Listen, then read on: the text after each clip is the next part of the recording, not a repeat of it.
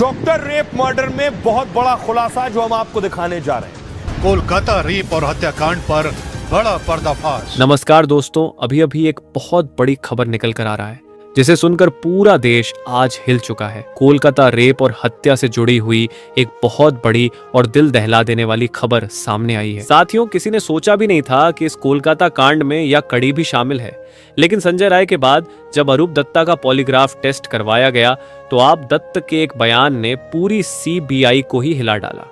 अभी तक जितने बयान सामने आ रहे थे वह सिर्फ संजय राय के थे, लेकिन अब एक बहुत बड़ा बयान सामने आया है जो कि अरूप दत्ता का पॉलीग्राफ टेस्ट के दौरान ये बयान सामने आया है। आपको बता दें कि कोलकाता कांड के मुख्य आरोपी संजय राय द्वारा एक बहुत बड़ा खुलासा किया गया है। इस खुलासे में संजय राय ने वीडियो सहित सब कुछ सीबीआई के सामने पूरे खुलासे कर दिए हैं और संजय राय ने ऐसे बड़े बड़े खुलासे किए हैं जिनको देखने के बाद आपके भी पैरों तले जमीन खिसक जाएगी।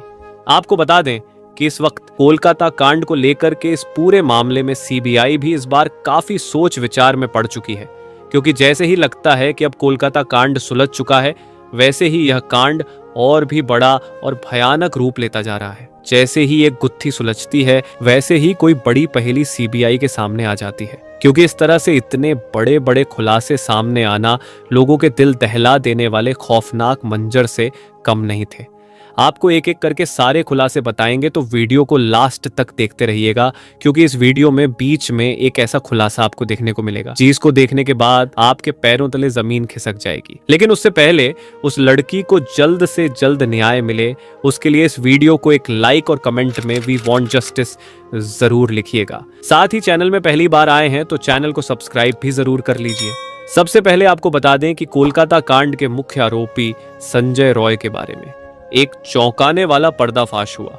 साथियों, पता चला है कि संजय जिस बाइक का इस्तेमाल करता था वह बाइक एक पुलिस कमिश्नर के नाम पर रजिस्टर्ड है। इतना ही नहीं साथियों, इसमें यह भी शंका जताई जा रही है कि क्या कोलकाता पुलिस ने ममता बनर्जी के निर्देश पर रेप मर्डर केस में शामिल ताकतवर लोगों को बचाने के लिए संजय राय को फंसाया है, क्योंकि मुख्य आरोपी संजय ने पॉलीग्राफ टेस्ट में खौफनाक सच को कबूल किया है। वह भी कई सवाल खड़े कर रहे हैं। कोलकाता कांड का खौफनाक सच सामने आ गया।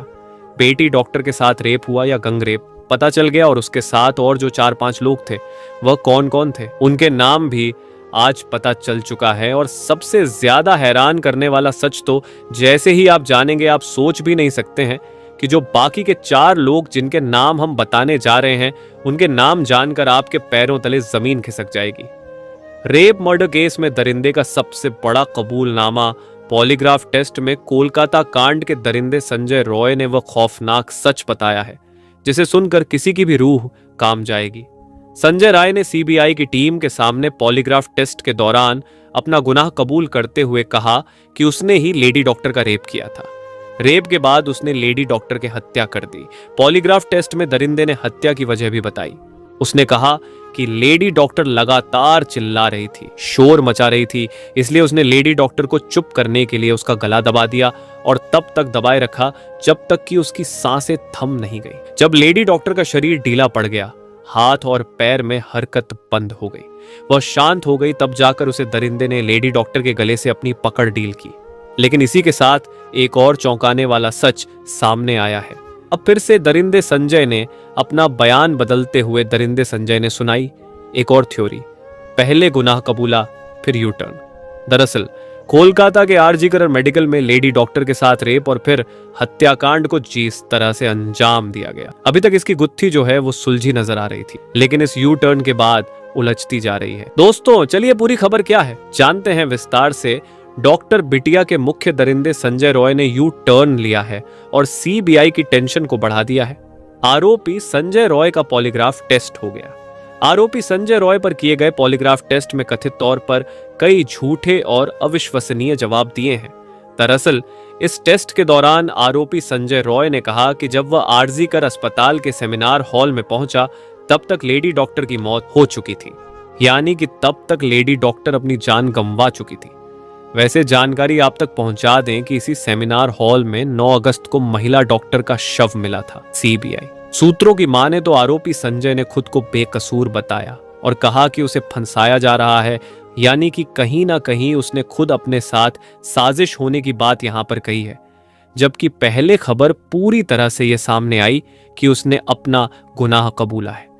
मीडिया रिपोर्ट के मुताबिक सूत्रों की माने तो पॉलीग्राफ टेस्ट के दौरान आरोपी संजय रॉय काफी नर्वस था, काफी बेचैन नजर आया, बहुत परेशान नजर आया। रिपोर्ट में यह भी कहा गया कि कई सबूतों के साथ उसका आमना सामना भी करवाया गया, जिसके जवाब में उसने अपने बयानों का हवाला दिया और सीबीआई टीम को बताया कि जब उसने सेमिनार हॉल में पीड़िता यानी कि लेडी डॉक्टर को देखा तो पहले ही वह अपनी जान गंवा चुकी थी, मर चुकी थी। ये उसके जरिए यहां पर कहा गया, जिसके बाद वह डर गया और डर के बाद वह परिसर से भाग गया। लेकिन कब अरेस्ट हुआ संजय? रिपोर्ट की माने तो आरोपी संजय रॉय की वकील कविता सरकार ने आरोप लगाया कि बचाव पक्ष के वकील को पॉलीग्राफ टेस्ट के वक्त और जगह के बारे में जानकारी नहीं दी गई थी।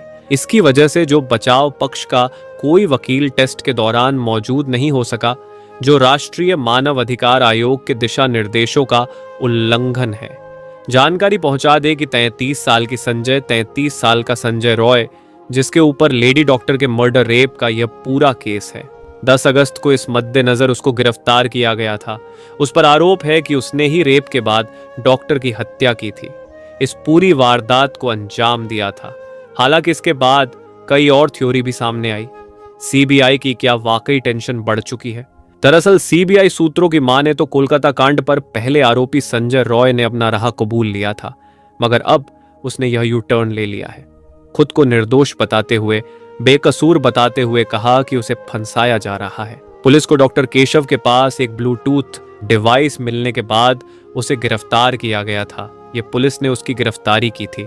सीसीटीवी फुटेज में वो अस्पताल की तीसरी मंजिल पर भी दिखाई दिया था, जहां सेमिनार हॉल मौजूद है। संजय रॉय ने कथित तौर पर जेल गार्डों से कहा कि उसे आर्जी कर अस्पताल में हुए रेप और हत्या के बारे में कुछ भी नहीं पता। उसने सियालदह के अतिरिक्त मुख्य न्यायालय में कहा है कि जो टेस्ट करना है कर लो, मैंने कुछ नहीं किया है, मुझे फंसाया जा रहा है। जबकि सीबीआई सूत्रों का कहना है कि संजय रॉय को लेकर जो दावे वाली खबर आ रही है वो सरासर गलत है, तथ्यहीन है, उसे सिरे से खारिज कर दिया है। सीबीआई सूत्रों का यह बड़ा दावा है। सीबीआई के सामने टेस्ट के दौरान आरोपी संजय रॉय ने यह कबूल किया है कि उसे फंसाया जा रहा है या उसने कोई बयान दिया है, मैंने कत्ल नहीं किया है। यह मामला देखिए किस तरह से अब और उलझता जा रहा है। तो फिलहाल इस पूरे मामले को लेकर जहां हमने प्रदर्शन की तस्वीरें देखी, जहां हमने बड़े स्तर की बैठकें देखी, जहां हमने सियासी तौर पर ममता सरकार बीजेपी को आमने सामने देखा, पक्ष विपक्ष के बीच में वो बड़ी लड़ाई भी देखी, अब इस पूरे मामले को लेकर जो यू टर्न यहां पर मुख्य आरोपी संजय राय के जरिए सामने आ रहा है, सवाल यही है कि पुलिस सूत्रों का दावा सही है या फिर सीबीआई सूत्रों का दावा यहां पर सटीक है। क्या वाकई यू टर्न लिया गया है आरोपी संजय रॉय की तरफ से? और अगर लिया गया है, यह दबाव बनाया गया है, फंसाया जा रहा है, तो कौन है वो मुख्य कड़ी? क्या उसका सामने आना बाकी है? और अगर नहीं तो क्या आरोपी संजय रॉय खुद को अब बचाने की कोशिश कर रहा है?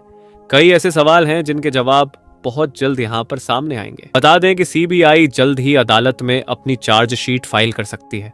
गुत्थी अब इस बात पर उलझी है कि अगर संजय ने इस वारदात को अंजाम नहीं दिया तो क्या वह वारदात के बाद घटनास्थल पर पहुंचा और मृतका के शव के साथ अमानवीय की, या फिर उसने अकेले ही इस जघन्य अपराध को अंजाम दिया और अब सीबीआई से झूठ बोल रहा है, जबकि उसने कोलकाता पुलिस के सामने अपना गुनाह कबूल किया था।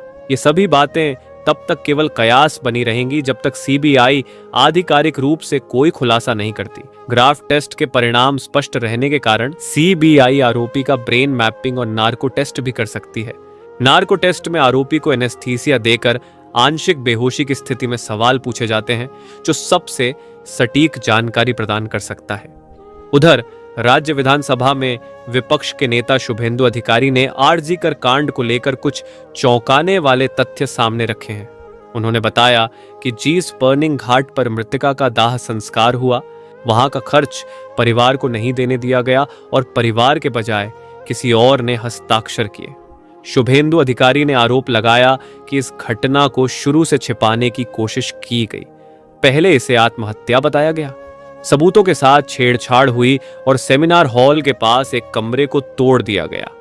उन्होंने कहा कि तृणमूल कार्यकर्ताओं ने 14 अगस्त की रात को आर्जी कर अस्पताल में तोड़फोड़ की और अब सीबीआई इस मामले की जांच कर रही है। शुभेंदु ने आरोप लगाया कि राज्य सरकार ने वित्तीय अनियमितताओं की जांच खुद करने की कोशिश की, लेकिन हाई कोर्ट ने इसे भी सीबीआई के हवाले कर दिया है। सूत्रों के मुताबिक 9 अगस्त की रात यानी घटना वाली रात 2:45 पर लेडी डॉक्टर जिंदा थी और उसने अपने मोबाइल से अपने एक रिश्तेदार के संदेश का जवाब दिया था। हालांकि एजेंसी इस बात की भी जांच कर रही है कि क्या यह संदेश खुद लेडी डॉक्टर ने भेजा था या किसी और ने उसके फोन का इस्तेमाल किया था। आपको बता दें कि कोलकाता रेप और मर्डर मामले में बड़ा विवाद अभी तक ठंडा नहीं हुआ है। पीड़िता को न्याय दिलाने के लिए यहां विरोध प्रदर्शन किए जा रहे हैं। पूरे देश भर में मेडिकल से लेकर महिला संगठन तक इस अपराध के खिलाफ खड़े हुए हैं। इस केस के चलते बंगाल में लंबे समय से हिंसक प्रदर्शन हो रहे हैं। इस मामले पर राजनीतिक दल एक दूसरे पर आरोप भी लगा रहे हैं।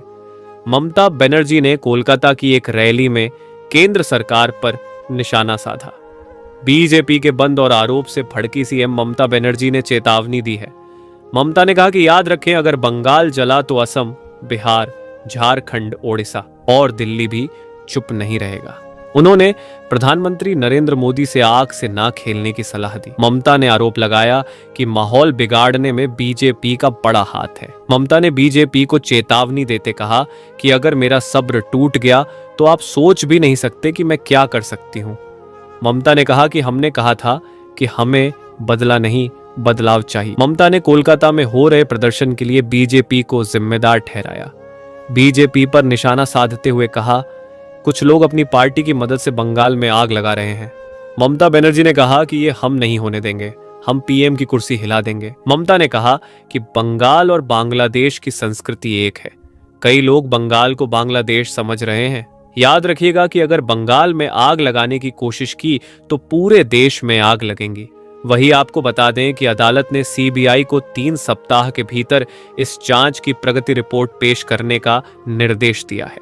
खैर दोस्तों, अभी ये मामला चल रहा है, लेकिन अब सवाल ये है कि इस घटना का मुख्य आरोपी संजय रॉय नहीं तो कौन है?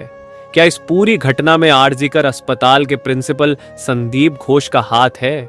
क्या सीबीआई असली कातिल को ढूंढ पाएगी या फिर यह मामला भी सुशांत सिंह राजपूत केस की तरह ठंडे बस्ते में डाल दिया जाएगा? दोस्तों, इस घटना को सुनाने का उद्देश्य किसी का दिल दुखाना नहीं है, किसी को परेशान करना नहीं, बल्कि आपको जागरूक करना है, आपको सचेत करना है। दोस्तों, इस पूरी घटना के बारे में आपकी क्या राय है? आप इस घटना का मुख्य आरोपी किसे मानते हैं? कमेंट बॉक्स में जरूर बताएं। और अगर हमारी मेहनत पसंद आई हो तो इस चैनल को सब्सक्राइब जरूर करके रखिएगा, जिससे आने वाले वीडियो का नोटिफिकेशन आपको समय पर मिल सके। वीडियो को अंत तक देखने के लिए धन्यवाद।